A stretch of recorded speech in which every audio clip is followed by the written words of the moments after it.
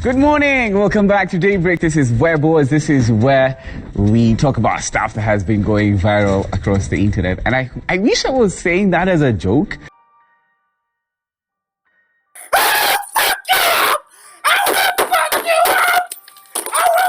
On a night in Mombasa, the 14th of October 2025, news flashed across Kenya. Kimani Mbugua, once a rising star on Kenya's biggest TV screens, had died. He was only 29.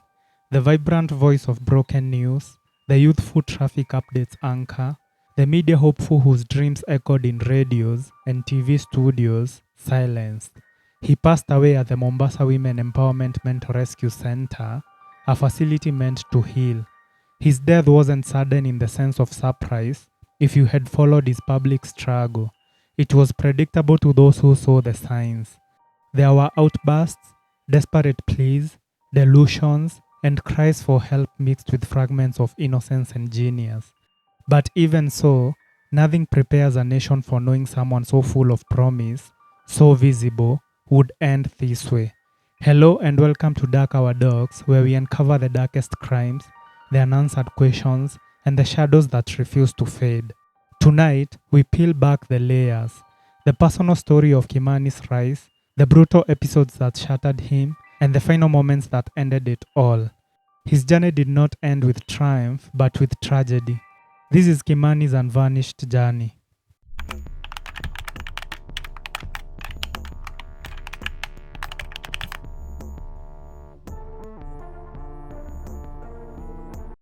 Kimani Mbugua was born in Murang'a County, into a devout Seventh-day Adventist family. His parents, Dedan Mbugua and Peris Wanjiko, raised him within the strict boundaries of their faith. He was drawn early to books. This would later aid polish his English and find his voice for future TV and radio gigs. He attended Njiri School for Form 1 and 2, then Karura SDA for the later years. This decision to move schools was due to a lack of opportunities at Njiri School to attend church on Saturdays. At Karura SDA, he excelled academically and scored an A-. The school then decided to sponsor his university education. It was at Moi University that Kimani chose journalism, despite parental hopes for law or medicine. At Moi, he joined the campus's radio station. His confident voice, earnest presentation, and natural flair set him apart. By age 19, in 2015, Kimani Mbugua had won a spot on Nation FM through a talent competition. Here, he worked as a social media and entertainment reporter, as a writer, reporter, and editor. He believed deeply in stories and communication. Soon after, he joined flagship media houses. These are Nation FM, NTV, Citizen TV, and Royal Media. This was after Larry invited him to feature in the Larry Madowo show and The Trend. I just did, because she was a very nice person, and I followed her on LinkedIn 2 days ago, and she followed back, and yeah, I was excited. Now, yesterday I saw the pictures of her wedding, and I was like, yeah, wow, she's finally off. But it's great that at Royal Media, he was doing traffic reports and hosting shows.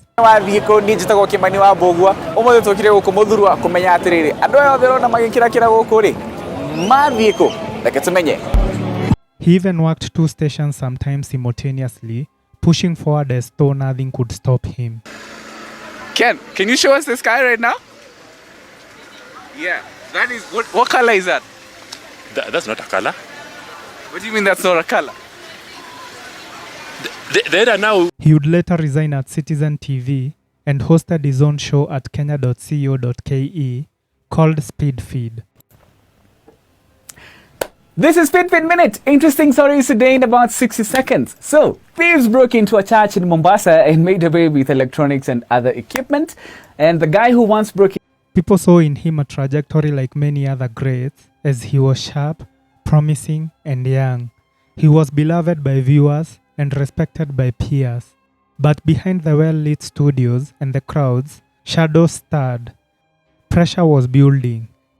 Expectation, fame, and young success all came with a cost. And all this began at the university, where he recalled lacking strong financial support. His parents' ability to provide waned, His own funds were insufficient and he was not eligible for student loans. This is because he had joined the university too young, below the age of 18. This is where he first experienced severe depression. At times, he felt alone and overburdened. He even contemplated taking his own life. He even wrote his own eulogy and posted it on Facebook. During those early years, the cracks were small, almost invisible, but they were there. Life would later soften its blow and he would find himself working. He fell in love, made friends, but also learned heartbreak. As his public persona rose, his private battles loosened their grip.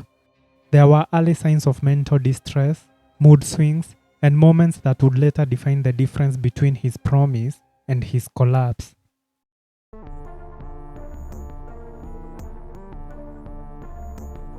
His depression resurfaced when he began working, and this time it was severe. To cope, he began abusing drugs and often smoked packets of cigarettes. He also turned against the SDA church and termed it as a cult. I was born and raised SDA, and now I know that SDA is not a church, SDA is a cult. From when I was a child to when I was an adult, there was a path for me and I followed it diligently. And I have read and read and read every single Ellen White book, and I will break it down to you and I will show you that she is a fraud. His anger with life and things showed every step of the way. By 2019, he had already broken up and ended 2 relationships and was experiencing visual hallucinations. On one instance, he claimed to have had sexual relations with a goddess. Everything shifted around 2020. Kimani's father says at a birthday party, his son's drink was allegedly spiked. He was found disoriented, vomiting, falling, and surrounded by others who could not help. Toxicology tests later showed hard substances in his system. Simnaita bash. Ilikuwa birthday yake. You know, somebody with proper brains performing very well, and now he cannot say where he is, or he was completely in a blackout.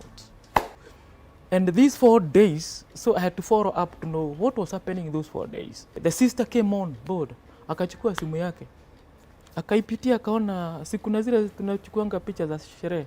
Yeah. So akaona pale anaanguka, anatapika, kuna wasichana wanampiga, anatapika, anaambiwa maneno, king of world. Sasa that was not just a bad night, it was a critical ignition point. After that, his moods began to swing. Light became dark and clarity dissolved into upheaval. He started experiencing psychotic episodes and delusions of grandeur. He once claimed that Elon Musk was his business partner and Uhuru Kenyatta was his father. He attacked his mother as a thief and accused his father of stealing his car.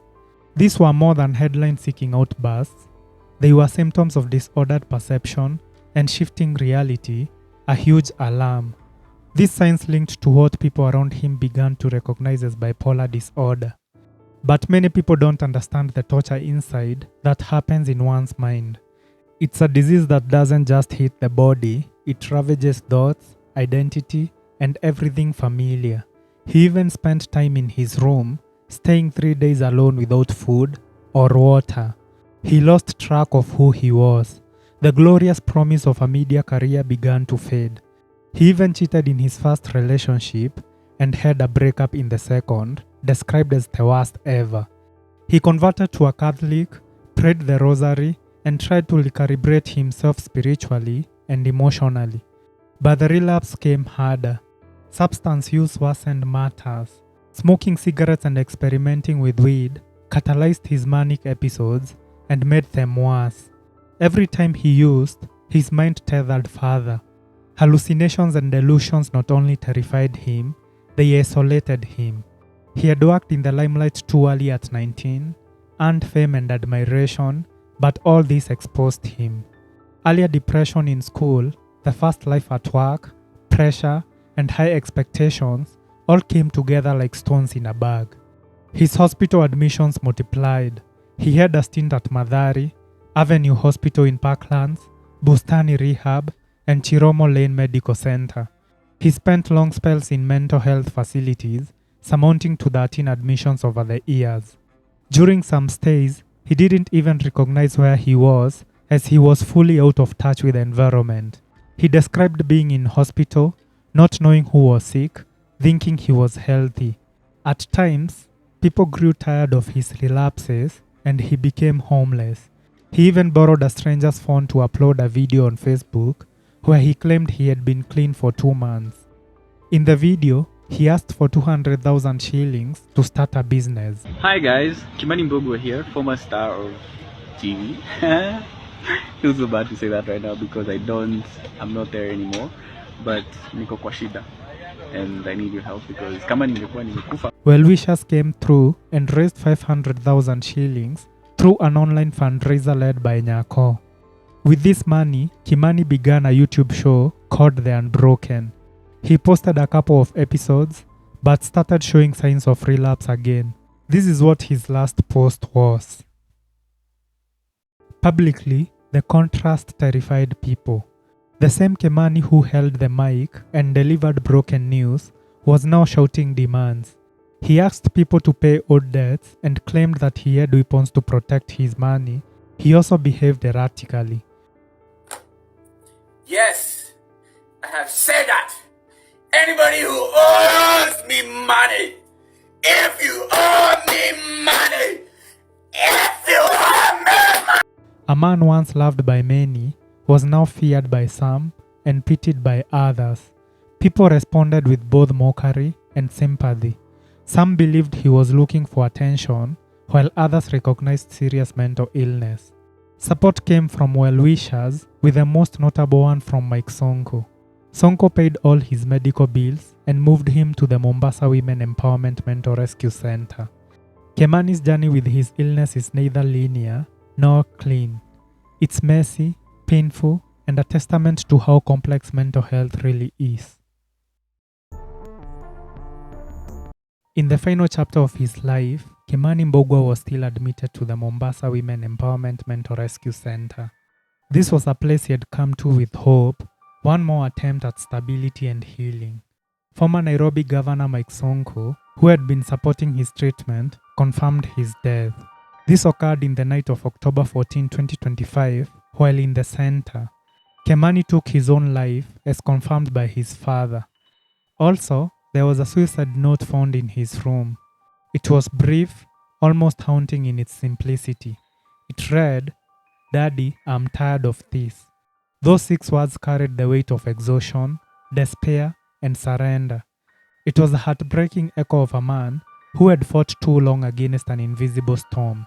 Leading up to his death, his condition had been fragile. Mental health professionals warn bipolar 1 disorder is one of the more severe forms of the illness, characterized by extreme swings.